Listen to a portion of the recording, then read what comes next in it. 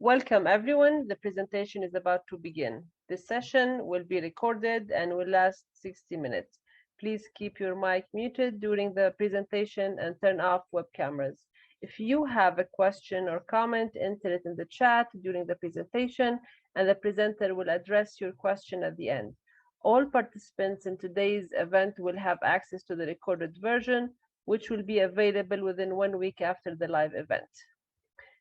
TESOL International Association Social Responsibility Intersection is pleased to present this webinar titled Hills and Valleys to Higher Education, Equity for K-12 English Language Learners. Our speakers are Dr. Diana Conrad and Dr. Pamela Smart-Smith. We are very pleased to welcome all of you to this webinar. My name is Fatma Lalaune and I will be your moderator for today's event. And now it is my pleasure to introduce today's speakers, Dr. Diana Conrad and Dr. Pamela Smart-Smith. Hi, good day. I'm Dr. Diana Conrad. I am an assistant professor of equity and diversity in education in Virginia at Randolph-Macon College. And my colleague, Dr. Smart-Smith. Hi, like I said my name before, Dr. Pamela Smart-Smith. I am the program director for the Advanced VT Master's Pathway and our Intensive English program at Virginia Tech Language and Culture Institute. So thank you, Diana. So we're going to get started by looking at sort of the context of the conversation that we are having today. So Pamela and I are sort of looking at things from two different sides of the coin. We have some sort of the same basic training working with English language learners, but I work in higher education context as a professor, whereas she works primarily on the administrative side of a lot of the incoming students coming into the country. So looking at the students we're talking about, we want to recognize that we are talking about a very broad range of students and not everything applies to everyone, but we're looking primarily at these two categories, our domestic students entering college. So when we think about our domestic students, we're thinking about English language learners who were born here or who entered the country at a young age and are attending school, K through 12, in the system until the age of 18 to 20. This involves US citizens, who are language learners, residents, as well as persons who may be undocumented within the country or persons who might be underdocumented whose legal status may not necessarily align with some other immigration issues. On the other side, we are looking at students who primarily reside overseas. We do see some students coming in through our program that represent domestic students as well. Because some of them may not have received or may not have strong enough or feel like they have strong enough English language abilities to do well either in an undergraduate program. So, but most of our students are international students coming from overseas or outside of the United States. A few have studied in the United States, but again, still need to improve their language skills. And we have people, mainly the students that we see coming through intensive English programs or pathway programs in the US are short-term exchange students who are looking for vacation exchanges or to be here and study for 3 months or 6 months. And there's no end goal of actually attending a US or Canadian or an English-speaking university. But the majority of the students that come through our program here in Virginia Tech are definitely degree completers. They're people who are seeking undergraduate and graduate education opportunities within the United States primarily. Sometimes they do go to other English-speaking countries. So that's kind of like our context and how it differs from the one that Diana normally deals with most of the time.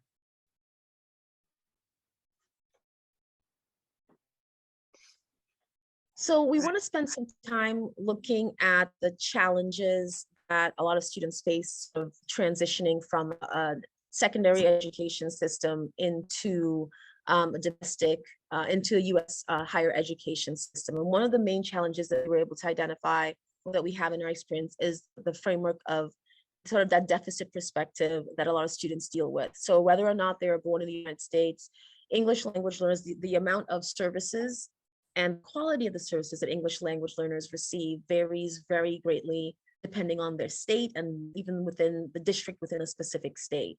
And even within classrooms, if you have a principal of a school where they're trying to be very welcoming and inclusive, sometimes you may have teachers who, for whatever reason, are not providing the level of services that our English language learners need.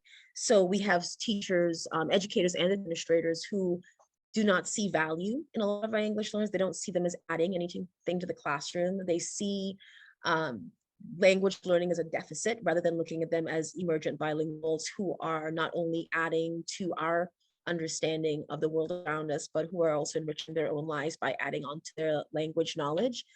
So we tend to have a lot of challenges with how students are valued as English language learners. A lot of English language learners are placed in special education classrooms when districts don't know what else to do with them, or they may just be getting homework help and not given the tools needed to progress academically across proficiency, which then means that they're not getting the level of preparation that they need to be successful at the college level. So in the context where I am, for example, with practicum students, I am in teacher education specifically. We have, just last year, I had a level 1 student who was about the age of, I guess, 15 or so, and made it all the way to 2 years of high school and never went beyond a WIDA level 1 or TESOL level 1 student. So that is often a challenge when they're not getting the academic needs, their academic needs met within the school system effectively. And that can be the result of lack of consideration or understanding of how to value students who are English language learners, but that also can come from a lack of funding. So some districts may not have the funding to provide resources and teaching, even if they know that that is needed. One thing that we see as well is that even when students are able to overcome a lot of these barriers and challenges and they get into the higher education system, they're facing some of the same challenges even with their college professors, because professors are not valuing their bilingual the skills and the knowledge that they come with from other cultures, other countries, other languages. And it's seen as a barrier. It's seen as something that students have to overcome rather than something that adds value to both their lives and the lives of their peers. Yeah, and we have experienced that with in my former life, dealing with teacher education at the university level, and just dealing with trainings that we have to do. And I'll talk a little bit more about that when we go down to the final point. But another issue or pitfall that can happen can deal with the immigration or residency status of students. So like Diana mentioned previously, you can often have students coming into higher education or even within the K-12 systems that do not have, who are underdocumented or undocumented and don't have the necessary paperwork. You know, they may be able to go to K-12 schools, but they may not have the necessary paperwork to then move into higher education. Now, for some students, there is, we have DACA in the US, and I'm not by any means an expert on that, but that does allow some students who are in the process or who are either under or undocumented to access to education. And there are some rules and regulations surrounding the ability of students to pay in-state tuition, even though proving residency can be kind of difficult sometimes for these students. And on the other side of things, when students have to come to the US, they come primarily to us on a student visa, which is an F1 visa into higher education. And just attaining that visa can be difficult. It is a costly and timely, it takes time to go through all the immigration paperwork. You have to also have access to testing to be able to test to place, because a lot of times we require the TOEFL or the IELTS for undergraduate and graduate education in the US and in higher ed. So those are two barriers. And so if you come from a country that's wealthy and you can afford to, or you're not from a wealthier country, I should say, or from a wealthy family within any country, then this process, the entire process from testing to paying fees for immigration to getting to the interview is a lot easier. And of course, and not having to be dependent on your finances. You're not dependent on having anyone give you an assistantship. And the thing is for undergraduates, a lot of times, one of the questions we get for our programs is there any funding? Is there any help? Are there any scholarships? How do I come and study at Virginia Tech if my family can't provide that financial support document that's required for processing of your I-20 and your F1 visa. So it's a whole complicated process if you come from outside the United States, and there are J-1 visas, but again, even that is privileged. There has to be you have to be able in most cases to afford it or find an industry partner or a department that can afford to fund you. And that is largely also based on what the type of degree that you're looking at. So if you're coming over to the United States to do teacher education, finding support, for example, is a lot harder than if you're coming over here to do any of the STEM fields. Engineering primarily, here at Virginia Tech especially has a lot of has more funding than other departments. And again, most of that stays in the master's level. So undergraduate support is really, really minimal, and it's very competitive. The other factor that we were going to talk about that can be a pitfall, of course, for students coming into higher education is our geopolitical changes. And we're talking about things that are outside the control of universities, K-12 students, whether it's domestic or overseas. And this is, immigration policy, which I've already talked about quite a lot, but I've talked about it from the level of, more micro level, dealing with Virginia Tech and dealing with other universities, but then there's the macro level of it. And as we witnessed with the previous our election of Donald Trump here in the United States, immigration policy began to shift drastically and moment by moment as to what nations who was allowed to come and who was allowed to visit, and it gets shut down and opened up almost at a whim of an executive order, and becomes very difficult for students who want to come to the United States to study.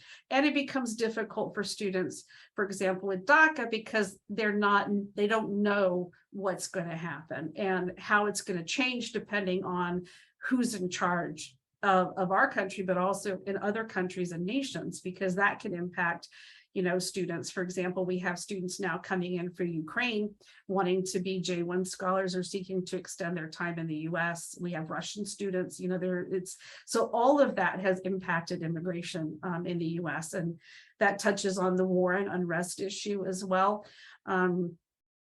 We've had one of my colleagues, for example, is from Yemen and was studying a PhD here, and had to apply for a change of status simply because there was no feasible way to be able to return home, and no feasible and safe way to return home. And so, these again are just factors that are out of the control of people who want to study here. And interrupted education, this can be caused by war or unrest, and it can also happen on a domestic, on a domestic level as well. And I think Dianis and I were talking about, even with the pandemic, we discussed, do we put this in here as its own category, or does it just fall within one of the things that can happen to interrupt a student's education? So, I don't know if you want to talk about that, Dianis, or... Well, just the challenges, we were talking about just the challenges of navigating. A lot of times in the past, pre-pandemic, when we talked about interrupted education, we spoke specifically about things like war, violence, political strife. We've talked about those things specifically, but with the pandemic, we have now this global realization that there's lots of kids around the world who simply were not able to gain access to education during that peak pandemic time, that 2-year period where a lot of schools were closed, where people didn't have resources. And if you weren't in a well-to-do area within your own context, where you had access to internet, where you had access to a laptop, where you could join all the billions of webinars and things around the world, then you were just left out of that loop. And students just don't have that space. They're coming to us, maybe not at grade level. We're even seeing that with kindergartners. where they, just because of that, just the lack of interaction and sort of navigating social norms with peers, students have, there are gaps from where we would have expected them to be pre-pandemic. Yeah, and that's definitely one thing, food insecurity is another thing that can lead to interrupted education that we saw as a result, even in the US, as a result of the pandemic, and even before then. And definitely on a global perspective, war and unrest is probably the #1 cause of interrupted education, simply because when you're working in a K-12 system, you have students who come in who are in, especially if you're dealing with refugee students who have been in a situation of war and unrest, come in, and it's difficult to determine what grade level they fit in based on, and a lot of times they're just thrown into a class based on age or height, and they may not be there really, and so they need extra support. And we've touched in all of these with a little bit on economic as well, and how economics, I already talked quite a bit, how that can impact a student's ability to study from an international perspective, but also from from a domestic perspective. If your parents are, it's not really, it's quite, I guess I've talked about it from a geopolitical perspective, but even within the US, your economic status has a lot to do with your access to education and support for education.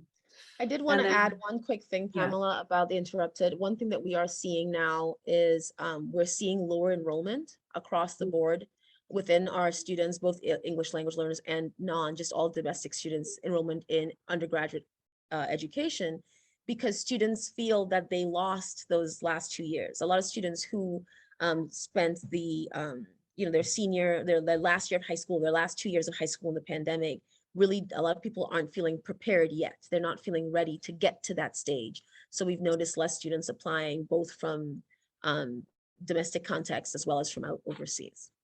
Yeah, and that is a good point, Diana, because that is something too that we were discussing with undergraduate admissions overall, was that the students, even though they were able international students were able to get the TOEFL score or Duolingo or whatever the test is, that they weren't necessarily as prepared for classes, or that was the kind of the opinion. And of course, I don't have research to back this at the moment, but that's just kind of the stuff that's going on. And I'm sure as we move forward, we're going to see more research on that area, and just students, domestic students coming into university as well.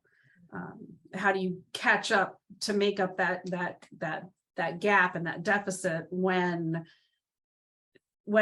everybody's trying to do it, but then there are some students who have had more privilege, you've been able to hire tutors and do tutor groups, that kind of thing, versus someone who did not have access to that and who was sitting outside the school trying, in the cold, trying to get internet access. It's a very different thing. So with social and cultural issues, what did the Diana's, I think that was. Just looking at just the way that we navigate change. So looking at, for example, policies around clothing. So I know a few years back we had issues with hijab wear, and how a lot of schools were facing challenges around 2001 with students who wore hijabs, dealing with a lot of pushback, dealing with a lot of anti-Islamic sentiment and things like that, and how that narrative can shift as years go by on the global level, and how whatever that narrative is can really sort of infest or be integrated within the norms as we navigate political sort of policies and reforms. Yeah, I think it's that permissiveness that we were talking that can happen sometimes. So where policy can dictate social cultural change for sure, and that's what we saw. We saw that happening with this huge rise of othering and those people, and we're not accepting that anymore. And that was because it was coming from above. So and there are differences. I mean, I came into the United States as an immigrant on an F1 visa, and in a space where everything, if you ate non-traditional foods, that if you wore different clothing, people made fun of you. Like, it was just really difficult to escape. if your accent was too strong. But I mean, it's not necessarily great now, but over the last 20, 25 years, there's been a significant change in people wanting to embrace more difference and wanting to learn about different cultures in a way which I think sort of is tied into the internet and access and the way that we see the world. We have more access to different parts of the world now. Yeah, I think that's interesting because, and two, you know, in mentioning that, we had a video that Tech worked on that was like, you were welcome here, and really trying to emphasize that and publicizing that with all of our students and faculty, so that they knew that despite what was going on global or from politically in the United States, that we as a university accepted students and appreciated that. There's been a big push lately for Indigenous students as well here on campus, so that's an example. But you know, one of the concerns, of course, is we can say a lot about welcoming and about acceptance and about how it's supposed to be, but then taking and getting you know, whether it's K-12 teachers, which is largely what Dias is trying to do in teacher education, is helping future teachers become better at these kind of things, or whether it's trying to get professors to understand that because someone's English, you know, maybe their essay isn't perfectly, you know, their vocabulary isn't perfect, that they still have a lot to give and a lot to share. And that's what needs to be emphasized, not this tiny grammar error or the wrong vocabulary choice. All right. The last thing that we have on this slide in terms of pitfalls is very broad, but looking at, you know, we've mentioned so far different instances where we talked about privilege and students that have easier access and have a better understanding. So we're looking specifically here at capital. So if you're familiar with Pierre Bourdieu, French philosopher, the understanding of what we come with. So, you know, for example, coming here as an immigrant at 18, I had absolutely no social and cultural capital for the United States other than what I had seen on television. So basic things about how to navigate, you know, meeting people and norms. Physical space. I'm from Trinidad and Tobago. We do not do physical space. When we meet people, we're huggers, we're touchers, we're right in your face talking to you. And that goes against US norms in most cases. And no one told me. There was no note at the airport or no booklet to let me know that people. no sign that said don't hug strangers. And you know that is not only varying by country, but by regions within any country in terms of how people navigate those norms and your understandings of what is acceptable and what is not acceptable, what might be frowned upon, even if I think it's okay, or how will people judge me because of these things, or how will people accept me, understanding the relevance of holidays and what people are expecting you to know or do, or how to navigate a potluck in my department, things like that, that can be challenging. In terms of academic capital, as Pamela mentioned, we tend to see that a lot in terms of grading and assessment. So whereas someone who has a native English speaker will be relatively forgiving of a handful of mistakes and assume that there were careless errors or something that was not double checked, we see English learners with the same level of mistake getting penalized more strictly on those assessments, because we tend to hold them to this level of 100% perfection. And if you're not there, then you get points docked, whereas we don't hold that our native English speakers in many cases to the same standard of perfection. And looking at things like internships, a lot of programs require students to complete internships, whether it's teacher ed or engineering, that require you to complete internships before you complete your degree, as a tool of learning, collaboration, to help you network for future employment. And across the research, you find that students note that they don't have access to those things because of their paperwork, because of their residency status, or because of their funding. They may not have access to the kind of courses or the internships. They're required to do some things that they're not legally allowed to do based on immigration and naturalization services. So looking at how we can sort of hold students back from their full potential in those spaces if they don't have knowing how to find funding. How do I get grants and scholarships? I didn't even know those things existed until my graduate degree.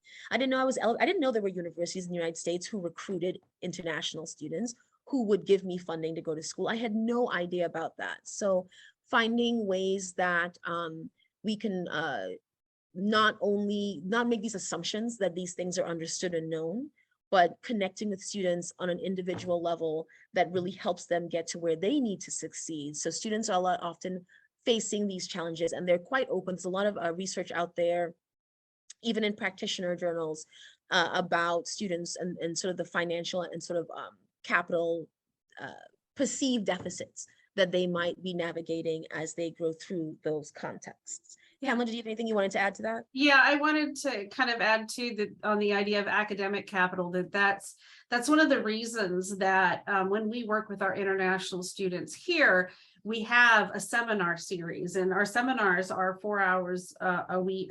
4 hours a week in most cases. And these seminars work on helping our international students and the students that are English ESL or ESL students learn social, cultural capital and academic capital needed for academic studies at the university and higher education, whether it's through the master's pathway program, our intensive English program, or our pathways, undergraduate pathways program. They all need to learn these things, like what are the traditions at holidays, and we do it from a non-denominational, when we're talking about Christmas, we do like, okay, the tree, and maybe decorate some cookie, kind of explaining what goes on, and carving pumpkins at Christmas again, not Christmas, at Halloween, again, with the understanding that we're working with different nations and stuff. For example, I remember one of we had some students, if they have superstitions, they have other, cultural things that say that they can't participate in something. We are always very respectful of that ourselves, but we're trying to share with students a way that they can, help them become more familiar so they don't feel as at a loss. And that's also goes with academic capital. Where do you find the library? How do you sign up for internships? How do you find work in a lab? Because you can work up to 20 hours a week on your F1 visa. How do you find an editor? For your research for academic papers, things like academic papers. How do you address professors? A big thing, and even a lot of our domestic students need this help. And then text speak isn't acceptable, but it's something, that if you're used to texting, and even the use of email, we have students that come from predominantly a lot of Asian countries, and the use of email, they're either on WeChat, WhatsApp, and this is how they communicate day in and day out. So it's not this habit of checking email every day, but at a lot of US universities, if you don't check your email all the time, you've missed out on a lot of stuff. So that's the kind of stuff when we're talking about social and cultural capital and academic capital from a university and higher education standpoint, and how it feeds into everything. And touching on the financial part of it and finances, that's a whole other thing, because we have to tell students what kind, where do you find banking? How do you transfer money? Just the other day, we have a student from an African nation. I don't want to be specific because we don't have a lot of students. You don't want to FERPA, but we have a student who was trying to use Western Union to get money from her family and her bank and in the country that she's from. And you're an international student. It's hard enough to even get a bank account, but then to know how to do that, where to go, and then once you have it, you still can't access your money because you need 2 forms of ID. So you take the passport, you need to prove residency in the US, and then you need, a driver's license or a social security number, and it prefers a social security number, which you can't have if you don't work. So it's this very, very convoluted thing. And someone had, when Diana's came, it was just like, here you go. And so we try and provide that kind of padding for our students and try and help them out as much as we can. And also, the fact that we're talking about native speakers and privilege, but also if you're coming from a background where you don't have as much privilege, like if you're a first generation student, and if you're a first generation student who might be underdocumented, you're not going to have access to knowing a lot of, you may not have access to doing that stuff either. So, you know, it's not just the students we know are international that come from it, but other ways that I think the university as a whole needs to really focus on this. And we're kind of getting into some solutions, but. So we're going to very briefly touch on some things that we think have clearly been shown in the research to have beneficial, to be beneficial to students in this context. So the development of asset perspectives. So as a teacher trainer and someone in teacher education, this is the one thing that we focus on very strongly. You know, we don't want students assuming that someone who doesn't speak English at fluency is somehow less intelligent or less capable.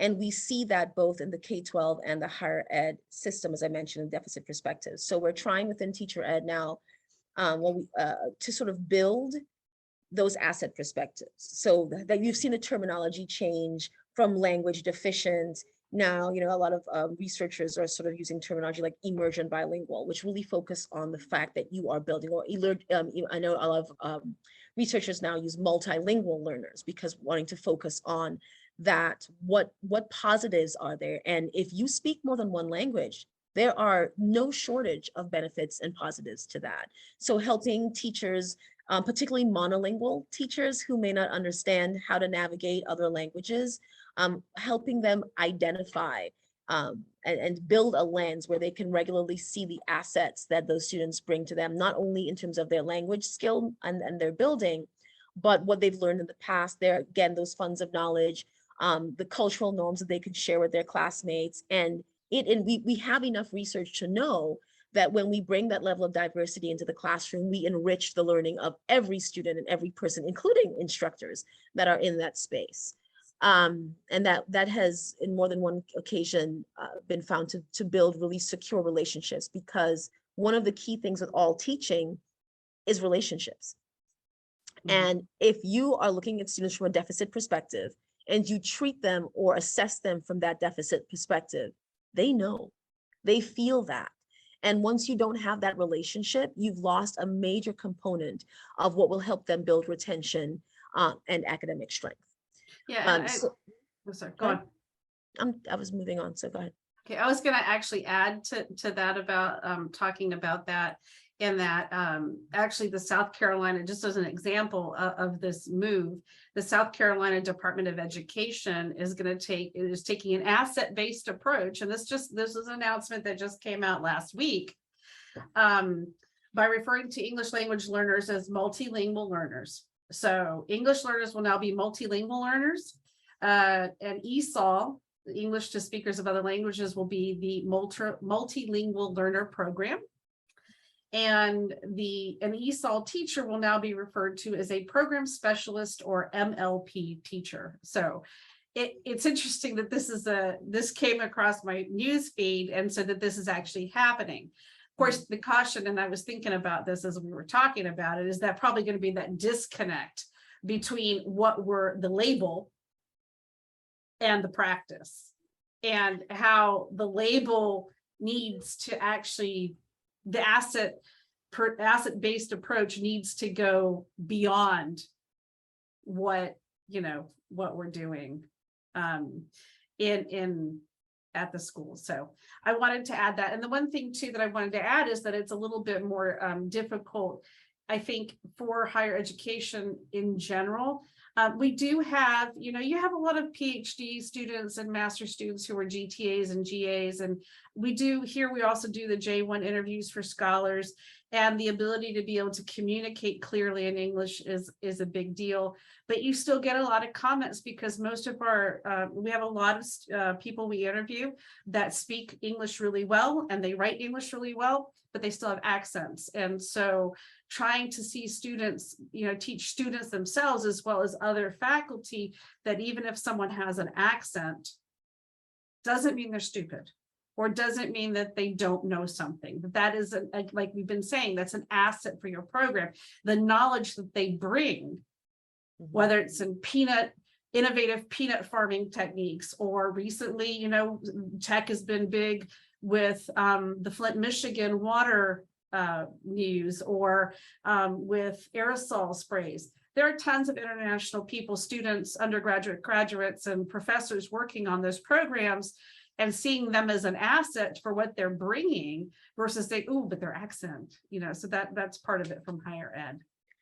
And you know, that's a good segue into, you know, what we're looking at with teacher training, because a lot of this can be resolved with effective teacher training. But there are a lot of barriers to us, and personally as a teacher trainer, we can really use teacher education and teacher training as to make very great leaps in terms of how we navigate these in higher ed. So at the K-12 level, as students are coming towards higher education, you know, we have a significant majority of teacher education programs in the United States that do not offer students any classes on working with students who speak other languages or who come from culturally different backgrounds. And then you have a few schools that offer one class that students take in all 4 years that is supposed to teach them everything that they need to know about working with people. And that's not effective. We know that that's not effective because we see how students struggle. We see what they're going through in schools, and we see the successes of districts that do better. So when we look at places like Fairfax County in Virginia, where to get even hired by the county, you have to be trained or certified in working with English language learners. They're not even going to hire you without that. Because they recognize the importance based on the population that they have. And there are places around the country that do this well, but generally they are doing their own trainings in their districts because teacher training programs are not providing that background and that education unless the student themselves seeks out that knowledge and that information. And at the higher ed level, a significant proportion of faculty and professors don't ever take teacher training at all. They are specialists in their content. So if their job is understanding the chemical makeup of aerosols, that's what they do. They're really good with chemistry and aerosols, but they may not be that good at teaching students about the chemistry and the aerosols.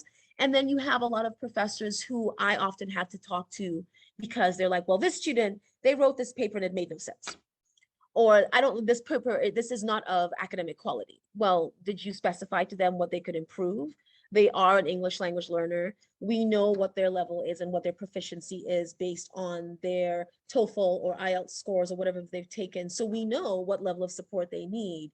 And getting professors at higher ed to recognize that, yes, it is actually their job to provide those supports and not the job of the writing center or of their IEP program on campus, that it's their job to give students the supports they need to learn effectively and to retain information in their classroom. Yeah. And to even know where to send people, because when you mentioned the writing center, even sometimes writing centers aren't equipped for it. No. So they get in a student, and that's another thing, that's one of the resources we tell our students about is the writing center. And the writing center has had to learn and adapt. And they've even hired one of our students as a coach, as a mentor, not because his grammar is perfect, but because he is so creative, so amazingly creative. And what he can come up with and write is beautiful. It has a few grammar errors. It might be missing an article here or there, but just that depth of analysis and thought that goes into it. So they've said, hey, can you help some of the students learn how to do what you did? So I've had professors who fail the student or dock points and drop them from an A to B because they stapled their paper on the right-hand side instead of the left. Yeah. Because in their language, they read from right to left and the habit is on the right. And for a professor to fail a student academically on a paper because they didn't like where they stapled it, that's the idea is like, if you don't think the way we do and you didn't follow the syllabus and you didn't do, and it's like, well, sometimes there's a little bit of leeway. And I think, I don't remember, Diana, if you participated, but we have had some trainings here on campus, and we do have part of, diversity and learning how to work with students, but it's not mandatory for faculty. So they have to want, like Diana said, they have to want to do something about it, as opposed to just, someone making them. And speaking, Diana was mentioning Alexandria, and they're very good at it, but the state of Virginia actually passed a few years ago that, you don't have to even have an ESL or, credential to teach in this state anymore. You can just go take the praxis. So you could be a math teacher and just study a short little book, be able to answer the questions, and you're done. And you can go and work with ESL students. So, and there's an erosion too of teacher education programs that are just disappearing or not considered important. So it's for working with ESL students. So it's really interesting from a training perspective. And sort of we are, sort of running on time for this slide. Yeah. So just wanted to sort of quickly note, sort of reiterate what we said before about building capital and providing resources at both the K-12 and higher ed level for students, not assuming that students should know something and then penalizing them because they don't know it because of their cultural and linguistic background, but actually proactively providing the supports that students will need. I mean, we do that all the time in higher ed. When we have students coming into campus, we give them maps about the layout. We tell them where to find food. Well, then we should also include the things that international students need, that domestic students need, English language learners need to be successful. So where to get those resources, where to sort of access assistance, who to turn to for help. And I know Pamela had a couple other things she wanted to add in terms of short-term versus long-term, in terms of how we build those connections and plan ahead. Yeah, and that's the thing, is like, short-term solutions and ways to build bridges are just, like I said, like our seminar classes, something that you provide information. Diana mentioned maps, and being able to give students things that they need immediately, but then there's also long-term things that you have to do to support students throughout their time here. But also, and I think we're going to touch on this in the next slide, what are some advocacy things that you can do to make sure that these bridges aren't just like a quick fix, little band-aid stuck on something. Here you have some supports, and then you run away, and the student is left, without the support that they need. And in K-12, it's often, okay, well, you're at this WIDA level, you're at this certain level, you're a monitor student now, which is what we call our higher level upper intermediate students. And they're still trying to grasp and learn social, cultural, and their academic stuff. So there's a lot that we need to do there. Was there anything else you wanted to add, Diana, before we move to the next slide? I think the last slide covers a lot of it. It's a good segue to that. So as Pamela pointed out, we're building these bridges. Oftentimes we get these band-aids that are prompted by accreditation or by external expectations versus a real genuine desire to fill the gap. So oftentimes we find that even when we put these efforts in, I mean, we've been doing the same work, all this stuff that people have been working on this for a long time. So why haven't we fixed the problem? Why are these issues still here, and what can we do about it? Okay. No, sorry, I'm just distracted for a moment. So some of the things that we can do and that we continue to do, and this can be, so we talk about advocacy by organizations and lobbying, and this is a huge thing that TESOL does. TESOL, is big about the minute something happens geopolitically, the minute something happens, again, we were referring back to one of the, our elections where the geopolitical map shifted, immigration policy shifted. Well, the first thing that TESOL did was get together and other organizations, for intensive English, it was the English USA. And these organizations all got together to not only lobby, but to issue statements in support of international students and of ESL and of policy. And that kind of work, whether it's a letter on a larger organization or lobbying slowly with Congress here in the US to get rules and regulations.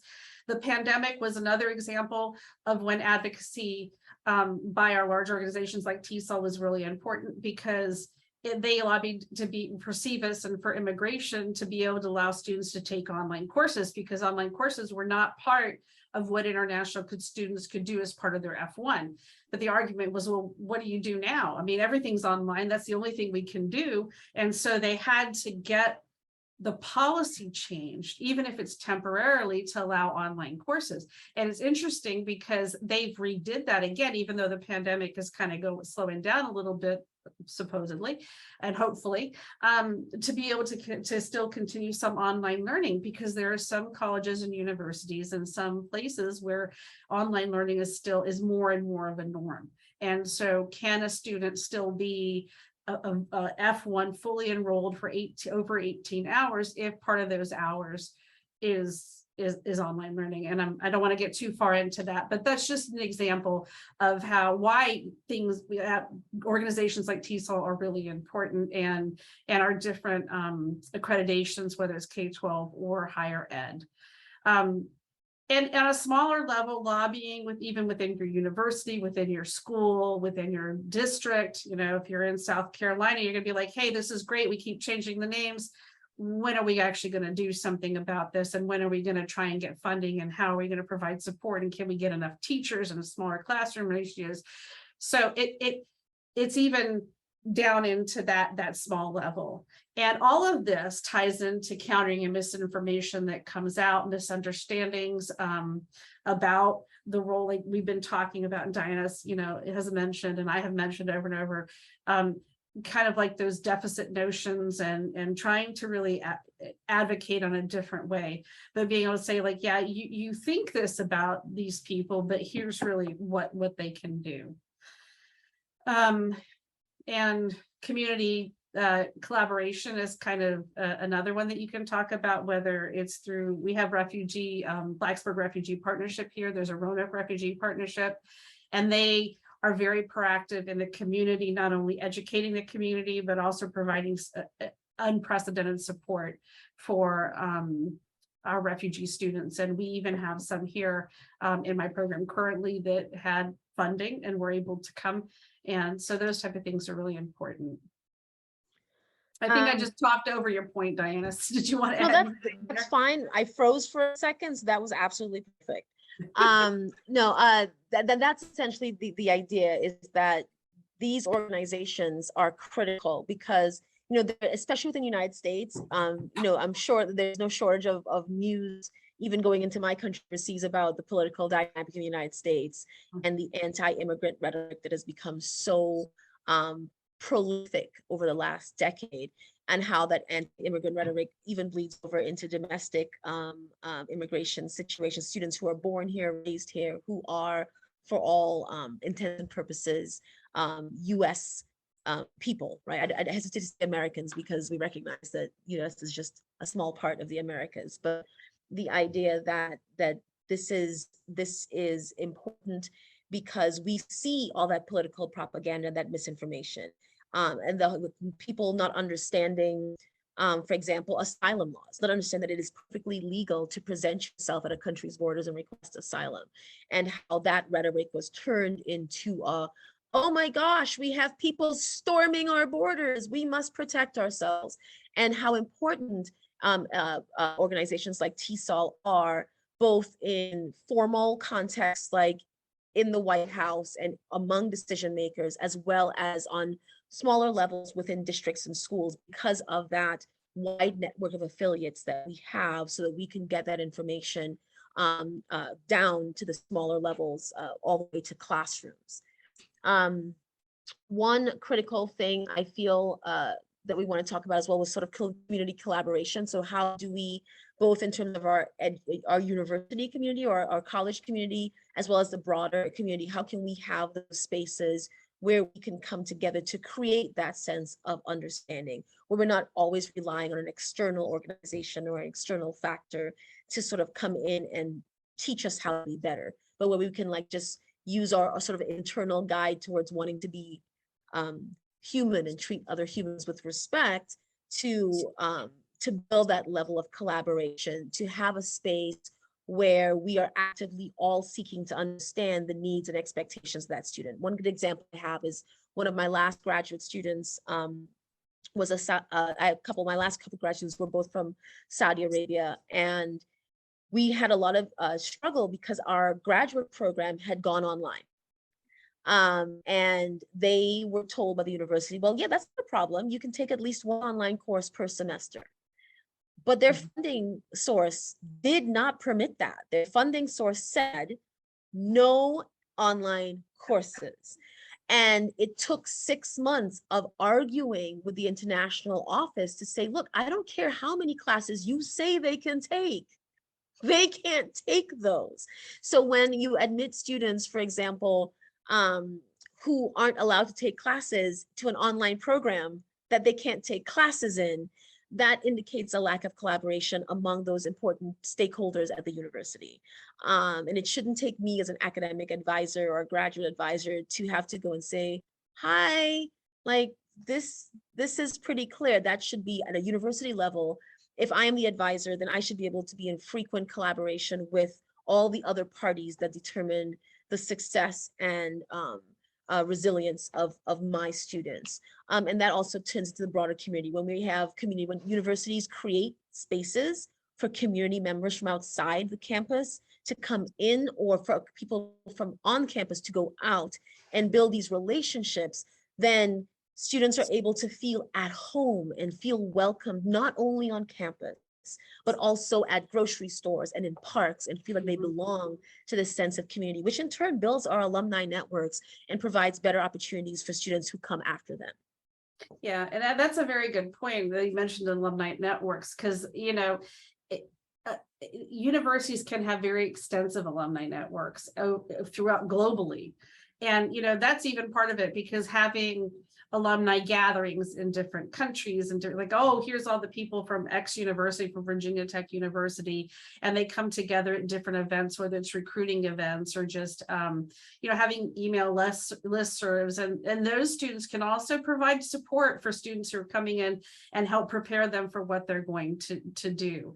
And I was thinking also from the aspect of community building, making sure that the opportunity tours, we talked about tours that are conducted for our K-12 students here in Roanoke and Montgomery, in Roanoke and Montgomery County, and allowing students, whether it's first generation students or ESL students, to come in and take tours of universities and community colleges and seeing themselves as part of that, because sometimes students are coming into K-12 and they're just dealing with the day-to-day. They may be dealing with how to, food shortages, support, family, whatever they're dealing with, and they can't see themselves at university. They can't see themselves at a community college.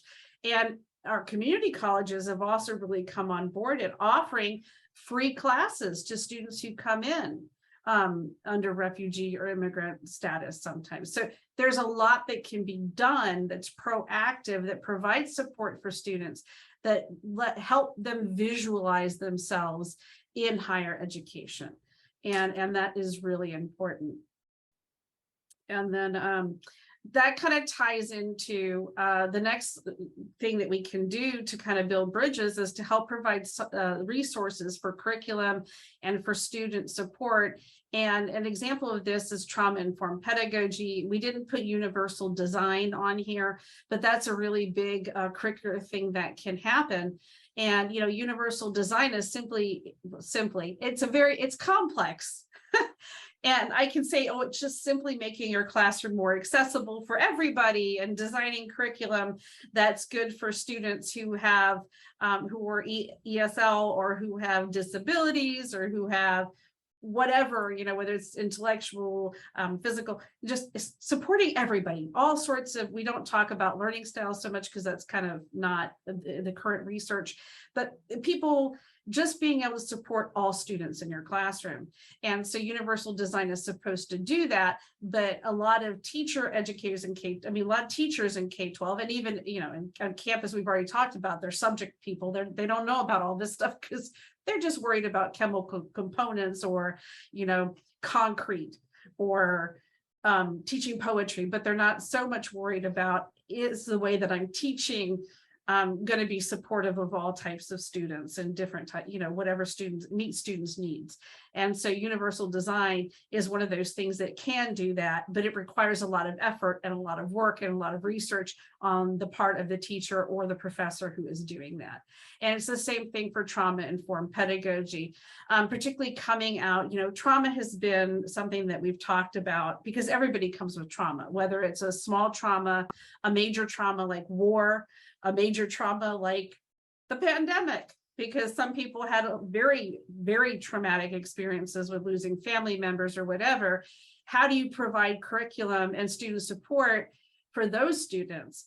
And a simple thing that can be, there's a lot of examples of this, but one of the examples is, okay, what's your late policy? How do you handle students handing you in something that's late?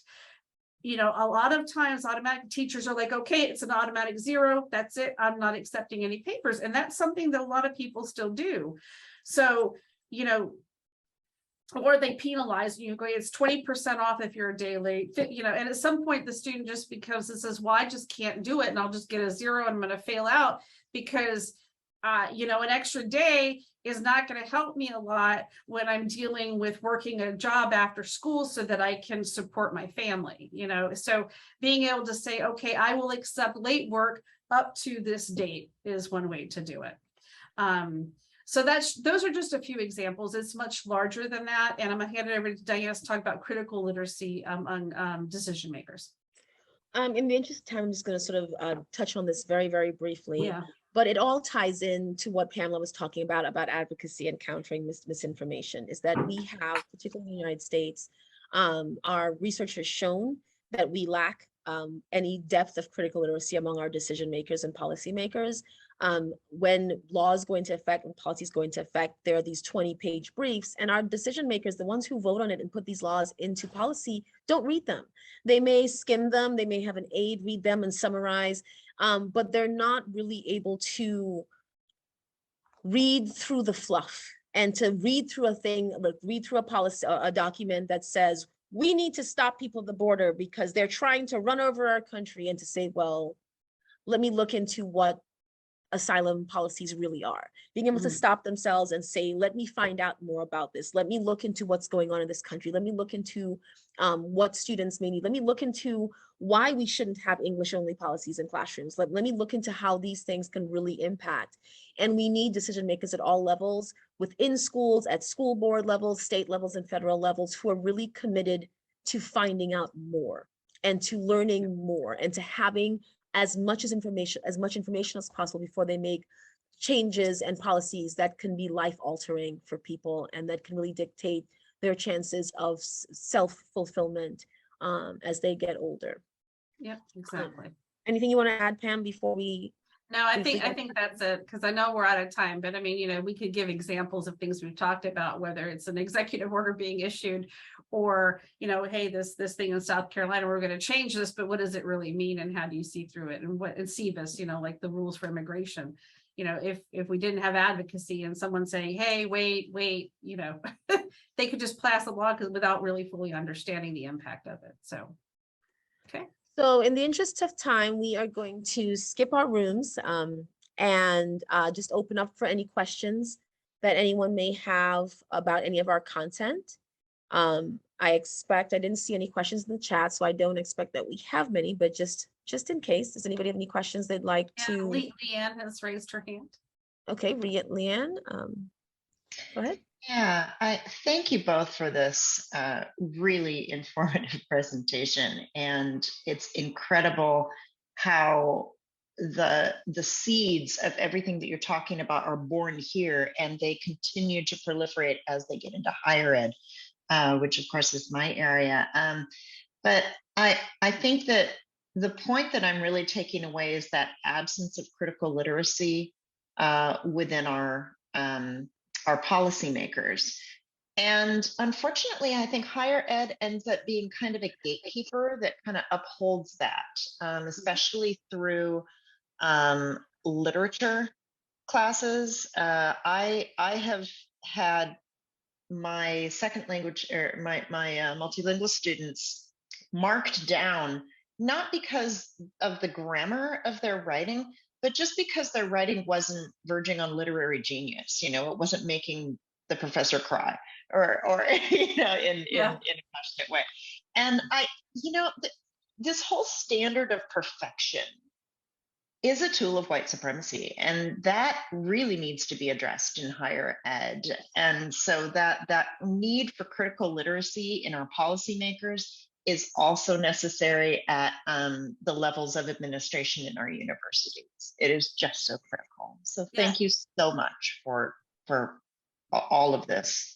Yeah, you're welcome. And, we didn't talk about funds of knowledge, but that's something that we often talk about. And it's not looking for perfection, but what knowledge do you have that can really contribute to the conversation? And, looking, if you use the example of a literature class, you often have classes and literature that students may not be able to relate to. And so how do you create literature classes that draw on the funds of knowledge that students have, like different literature, and maybe having literature that is from where they're from and people who write for them, as opposed to, maybe you can't identify with Walt Whitman, for example. So that's a really good point.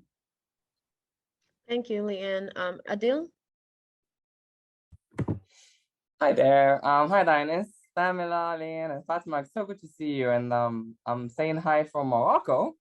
And I want to be here. So I was thinking, I think you mentioned one example about teachers or professors and grading.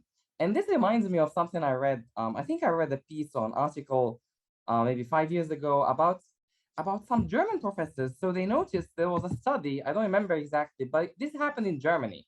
And what happened is that they found, and look which subject, when we talk about social sciences and philosophy or just writing a piece, you really can't tell who when it comes to grading, we can see and expect some bias when it comes to grading something written. But what if some professors, even when they graded math tests, because of the students' names, if it was Ahmed or Muhammad or the last name is something, the study found that many professors in Germany tended to, because of their bias, tended to give fewer grades to the students whose last name or whose first names had to do with immigrants, even if the students are third generation, they grew up in Germany, they have nothing to do with Turkey, but just because of the last names, they found that their scores were lower compared to the native speakers, if you say, or real Germans. And this drives me nuts, because that's also common in our context, not even in K-12, but also in higher ed. You see professors grading, and because they know the student is, it used to be like the person is a non-native speaker of English, and because of that, I think there's some implicit bias or inner bias that guides the grading. Even when you have a rubric, if you have a rubric, still you see there's some bias. And rubrics have ranges, so it allows for bias. So I really can't understand this.